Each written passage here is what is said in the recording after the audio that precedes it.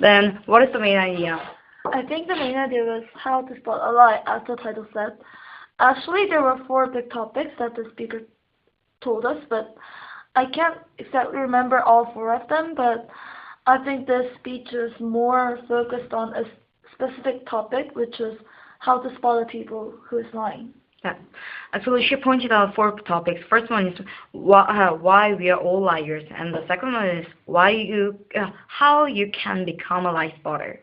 Then the third one is why you might want to seek truth, and then the last one is why every people might want to trust building.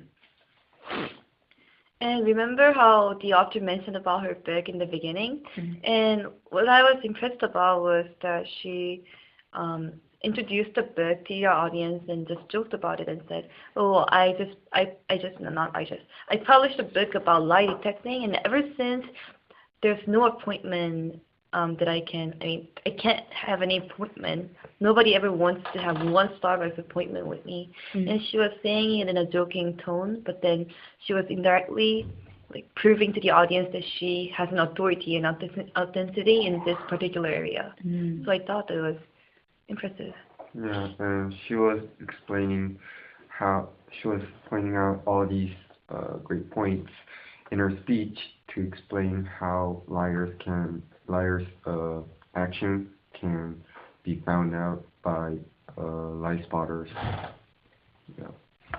Also, she gave the two truths in here. The first one is lying is a cooperative act, and I was impressed by this sentence because we usually think the lie is always have some victims, and one is just one actor doing like that. But as she pointed out that there should be a victim in the lie, then there is no victim. The lie cannot be succeed and cannot be made in this situation. Also, I agree with her. I agree with her argument that lying is not always harmful, and she gave white lies. Yeah, there are a lot of white lies, and I can understand why she told us that we are all liars. Yeah. I could really relate to what she said, and she was like, "Oh, everyone wants to be something. They want to be smarter, richer, prettier, taller, or shorter, or whatever." Mm-hmm. So when they lie about themselves, they try to lie so that they might be the way that they want to be. They might be shown in the way they want to be. I liked her way of putting lying. She said lying is the connection between our fantasies and reality. So it's like when we want to become something, we tell lies so that we can become one. I liked her way of saying that. Yeah, I have an experience about that too. Because when I was talking to someone that I was supposed to be friends with, even though I am not really smart, like intrinsically, I just covered up so that I might appear smart from the beginning. So I'm not a person who puts a lot of effort, but I'm just naturally smart, even though that's not true. So I realized, I'm just covering up by just trying to show myself as someone I want to be. I just wanted to point it out that you guys just said lies are not always bad, but the speaker also pointed out that lies can be very harmful, like from like in companies when there's a fraud, or I forgot to write it down, but like the lies with business can cause problems with finance or security and so on. So she pointed out that lies is not always harmful, but can also be very harmful. Yeah, she pointed out that the lies can invade our security or our lives. And also, she gave a lot of research and a lot of statistics about how much we lie and who lies more than who. And she told us when we meet strangers, then we give more lies. And she told people lie 10 to 200 times in anywhere. And also, she said that we lie more strangers than the coworkers, and extrovert people more lie, and even the men are 8 times give more lie than about themselves. However, women try to lie to protect other people. And these statistics, I thought the statistic regards to the strangers and the workers were really accurate, because when you're talking to a stranger, you're not really likely to meet them again. So the impression you give on them doesn't really matter, because they're not gonna do anything to figure out whether that's true or not. But then if you're working with your coworkers, you're facing them every day, and someday when you talk about yourself again, you might not lie. Like you might not lie. Like you unconsciously talk about yourself like in a true manner, and they're gonna figure out eventually. So I thought that was a good statistic. Also, I also like the statistics, but I like the fact that she was saying we are against lying, but we're currently for lying. So we're like, in our daily life, lying is always there. It's like always there. So in history, news, everywhere, there's lying. And although lying is part of our lives, she says we need to figure out so that it won't cause us harm so much. That was really interesting. Yeah. No, like what they said. Like actually, people learn to lie when even like just after they are born. Like like babies fake a cry for their mother's attention, and like young kids, they lie. They're more sly than us, like adults, and they tend to lie every day. And the speaker, I think the speaker tried to emphasize that humans like lie when they're born, and until they grow up, they lie to their parents and to their like coworkers, to their business, and so on. So I think she tried to say that people lie every day and born to that. Yeah, even she gave some anecdotes. I think it's not the perfect anecdote, but I don't know the animals correctly, but name is the Coco. Gorilla. Gorilla. And Coco also do lie for hide his words. I did not do that, but my cat did. Such as, I think she wanted to show that the lying is not just the human, but for the animal's instinct. Do you want to move on to the gestures? Yes. Like gestures that particular people show in their lying. Yeah. So one example that I found really interesting was on that of Bill Clinton. Yeah. Because when I watched the video, I watched it during my U.S. history class, but it wasn't as impressive as what I saw with this video. Because I was analyzing what he was doing, like every single movement of his. And what she said and what I noticed was that Bill Clinton said naturally distance himself from Monica Lewinsky by saying that woman, and how he said it was, I did not have any sexual relationship with that woman, Miss Lewinsky. And the fact that he said did not instead of didn't means that he was strong. I mean, he was showing a strong desire to deny about that fact, and strong desire to deny about that fact means that there's something he wants to hide about. And he wanted to end his statement as soon as possible. He just went back and said, I need to work for my American people, bye, without any further explanation. So I thought that was one interesting example. Also, she mentions what Freud said. He said, no mortal can keep a secret, whether it's language or it's gesture or action. People can't keep their secret perfectly. She wanted to mention that, and she talks about some gestures or attitude that comes out when they are honest or dishonest. As an example, honest people tend to cooperate more, and put more details in their talking, while dishonest people withdraw, put too much detail about unrelated facts. Also, she gave us some statistics that the trained lie spotter are 90%, they recognize 90% of the lying, and common people just 54%.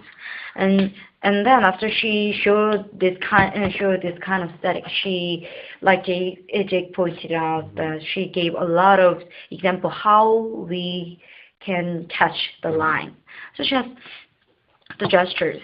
And we usually think that the people who are lying using a lot of gestures, but actually their upper bodies are frozen. And also we think that liars do not want to avoid the eye contact. However, a lot of liars want to break this kind of myth, so they look at people's eye very directly. I think this was very breaking my stereotype about liars. Do you want to move on with the author's technique? Yeah. The interesting part, or? And I want to point out the last part of her lecture before it. Actually, she told us that nowadays, because we use Twitter and Facebook and a lot of social network, so we usually can express ourselves and exposure ourselves. However, she pointed out that's not truth thing and authenticity. She said that it is much noisier word, but it does not show it's very honest in society. And I was impressed by her last word, but I think the main point of her lecture and her conclusion was not that much. Oh yeah, I think so too. That's what I mentioned in the beginning, did I? Yes. Okay, so do you want to move on? Yeah, move on with the author's technique. So, author's technique was that she was confident about what she was talking about. So we were, and even though she didn't mention any specific source in which she got the statistics, we were convinced that the statistic was true. Yeah. And she actually showed the videos of Bill Clinton and like the other videos, two mothers, to actually show how what she spoke can actually apply to the real life. Yes. And I think the two mothers video and the Bill Clinton videos, and she showed the Barack Obama's picture in there. And I think this kind of anecdotes or a lot of the showing materials was very effective way to show us and persuade us. Yeah. As much as I liked the video, I liked how she started out her speech. She was like, well, on your right, there's a liar. And on your left, there's a liar. And yourself is also a liar. So it's like, people, she's just, with these three sentences, she catches all the people's attention, and people are just paying attention to her. So it was really interesting how she started out. And also the topic is very kind of interesting source, because a lot of people want to become a perfect liar, and also they want to become a perfect lie spotters. So I think her topic of the lecture was itself is very interesting. However, she actually did not give whole answer about the four points she gave us in the introduction. So I could not find why we want to seek truth, and I could not find how we make trust building in here. So in terms of that, I don't think this was necessarily a really good speech. I mean, it was good at convincing people. She was confident. She gave a lot of good eye contact, and her information was really attention catching. But her main point was kind of like against its focus. I mean, not against, but it just went by. Although it's interesting, it's not complete. She's not completely answering her main ideas. Do you want to wrap up? summarizing. Then how? Some ways you can apply with Yeah. certain like. In your life. So for me, I don't believe that lying is a bad thing. Like especially when you do white lies, because when your friend asks you like, do I look fat and that, I can never say you look fat. So. So I don't think lying is a really bad thing, and I liked how she didn't deny lies. She didn't deny lies, but she told us the ways to detect lies and how we should deal with lies. So I thought that was a really good application in my life. And she pointed out that she compared the lie spotters and the machines. And I was impressed by it because she wanted to advocate the lie spotters because they using more humanity sources and humanity ways and tools. But I think when she pointed out this point, I wanted she complete her main mission about it. And so I think this lecture is very good for her because she herself is the lie spotters, so it's kind of advocating lie spotters. But I think some skills can apply in my life, but because she did not complete what I really curious about it is not that good way to apply in my life.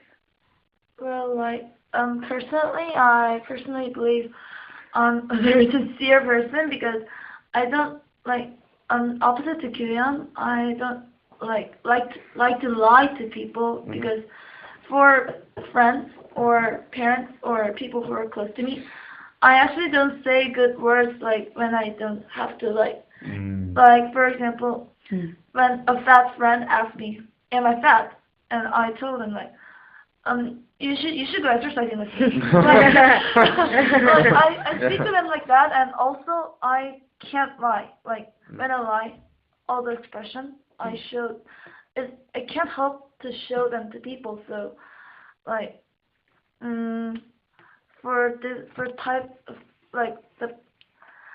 a type of person, I'm this type of person, and for me, like listening to this speech, like I couldn't like totally agree that lie is not harmful.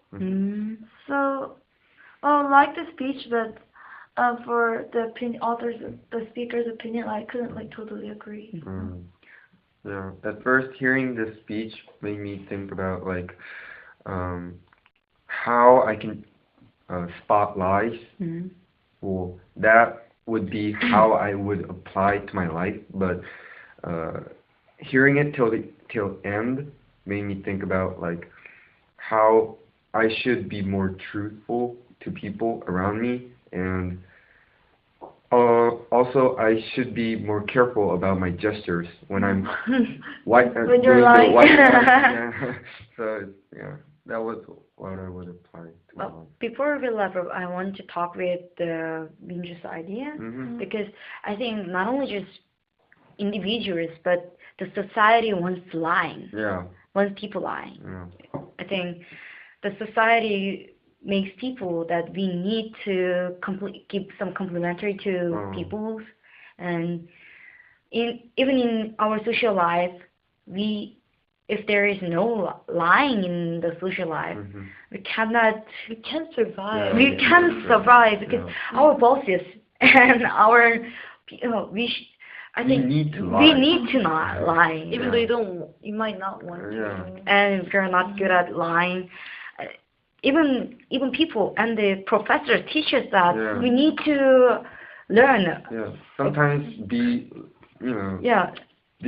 deceiving people sometimes, so that they may be happy, but like even if I'm not telling the truth, they may be happy. So it would be better for me. So it's like we need to lie even if we don't want to. That's the truth. That's just what I want to do. Talk then. Wrap up. Sure. Okay. Thank you. Thank you.